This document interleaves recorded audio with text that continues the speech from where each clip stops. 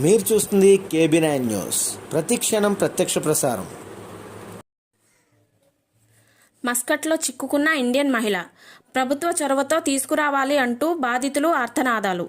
వివరాల్లోకి వెళ్తే, విశాఖ జిల్లా పశ్చిమ నియోజకవర్గం విదేశాల్లో ఉపాధి అని చెప్పి తమ తల్లిని తీసుకువెళ్లారని, ఇప్పటి వరకు తమ తల్లి బ్రతికి ఉందో లేదో తెలియడం లేదని, కనీసం చూడడానికి కూడా అవడం లేదని ఈ ఘటనపై స్థానిక పోలీస్ స్టేషన్లో ఫిర్యాదు చేశామని, అమ్మను తీసుకురావడానికి రిటర్న్ టికెట్కి డబ్బులు అప్పు చేసి మరీ పంపించినా కూడా నెల రోజుల నుంచి ఇదిగో అదిగో అంటున్నారని, ఈ ఘటనపై ఏపీ మంత్రి లోకేష్ చొరవ తీసుకొని మా అమ్మను తీసుకురావాలని అంటూ స్టేషన్ ముందే మీడియాతో మాట్లాడారు. బాధితురాలు పిల్లలు మరిన్ని విషయాలు మీడియాతో మాట్లాడుతున్న KB9 న్యూస్ ద్వారా ప్రత్యక్షంగా చూడగలరు. మా అమ్మగారు ఇలాగా ఉపాధి కల్పిస్తామని చెప్పేసి ఏజెంట్ ద్వారా వెళ్ళారు. సరే, కొంతమంది పరిస్థితులు బాగోక ఆడవాళ్ళు పంపించకూడదని అంటారు, కానీ కొంతమంది పరిస్థితులు బాగోకపోతే వెళ్తారు కదా. వెళ్ళినందుకు ఉపాధి కల్పిస్తామని చెప్పేసి వాళ్ళ జీవితాలు ఆడుకుంటున్నారు.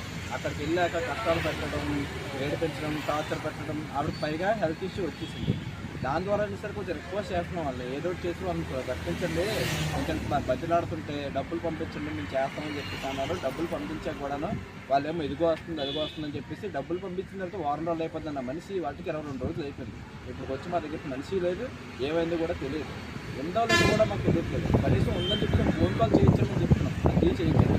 డబ్బులు పంపించండి, అమ్మ వచ్చేస్తున్న తర్వాత డబ్బులు పంపించేసిన తర్వాత ఇంటికి ఇంత ఇచ్చేస్తున్నారు అంటే మనిషి ప్రాణం అంటే కొంచెం ప్రభుత్వంలో చూసి మా అమ్మగారిని కొంచెం వేగా రక్షిస్తారని కోరుకుంటున్నాను. చూడండి, మా అమ్మగారు పాస్పోర్ట్ ఈవిడ బాబానే అనమాట. మా అమ్మగారు వెళ్ళినప్పుడు తీసి పాస్పోర్ట్ ఫోటోలు ఇలా ఉన్న మనిషి ఎలాగైతుందో చూపిస్తాను కూడా, మీకు అది కూడా చూపిస్తాను.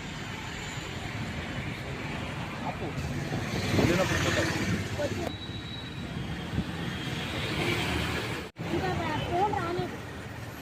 దగ్గర ఒక 10 days దాకా 10-15 days దాకా మాకు మన దగ్గర నుంచి ఎటువంటి సమాచారం అందలేదు. ఇంటికి మళ్ళీ మేము కాంటాక్ట్ అయ్యాం ఏజెంట్కి, లక్ష్మి గారికి కాంటాక్ట్ అయితే ఆగండి మేము కనుక్కొని చెప్తామని చెప్పేసి ఎన్నిసార్లు దగ్గర ఒక 1 week నుంచి ఆవిడ అలాగా చెప్పడం, ఎలాగెలాగా చేయడం లేదు, కనుక్కుంటాను, అలా చెప్తాను ఇలా చెప్తానని చెప్పేసి అన్నారు. నాకు ఏ సమాచారం రాదు.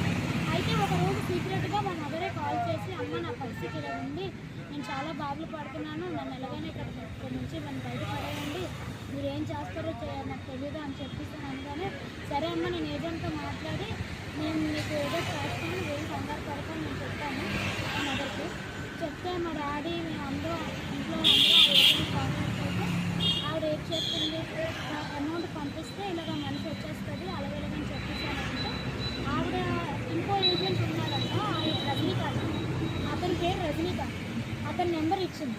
అతని నెంబర్ ఇచ్చి అతనితో కాంటాక్ట్ అవ్వండి అని చెప్పేసి అంటే అతను మేము కాంటాక్ట్ అయ్యాం. కాంటాక్ట్ అయితే అతను అన్నారు, అమ్మ 70,000 పంపించాలి, పంపిస్తే మీ మదర్ని మీకు తీసుకొచ్చేస్తానని చెప్పేసానంటే మేము 70,000 ఫోన్పే చేయడం కూడా జరిగింది. ఇదిగోండి ఆ ఫోన్పే ప్రూఫ్, ఆ ఫోన్పే ప్రూఫ్ ఇదే. మీ ఫోన్పే చేసిన డబ్బులు పంపించిన తర్వాత మీ అమ్మను పంపించారమ్మా? లేదండి, పంపించలేదు. మాకు ఫోన్ కూడా చేయట్లేదు, మనిషి ఎలా ఉందో మాకు తెలియదు. మరి డబ్బులు పంపించి మేము ఇంటి నుంచి ఇవాళ 25 days అయ్యింది. ఇదిగోండి టికెట్ 17th టికెట్ చేయించానని చెప్పేసి డమ్మీ టికెట్ చేశారు, డమ్మీ టికెట్. కానీ ఇప్పటికి వచ్చి మనిషి రాలేదు. మరి పోలీసులు ఆశ్రయించారా మీరు? ఆఖరికి మేము ఇంకా తట్టుకోలేక ఏది మా మనిషి మరి మాకు కావాలి కదా అని చెప్పేసి మేము ఆఖరికి police station, Malkapuram police station దగ్గరికి వచ్చి మేము కంప్లైంట్ ఇవ్వడం జరిగింది. పోలీస్ స్టేషన్లో కేసు నమోదు చేశారా? చేశారు, కేసు నమోదు చేశారు. వాళ్ళు మాకు రప్పించి మాట్లాడతాము అని చెప్పి పోలీసులు కూడా చెప్పారు. మొన్న రీసెంట్గా మంత్రి లోకేష్ గారు కూడా, మంత్రి గారు ఆయన ఇలాగా ఒకళ్ళు రప్పించారని తెలిసింది. మరి ప్రభుత్వం మరి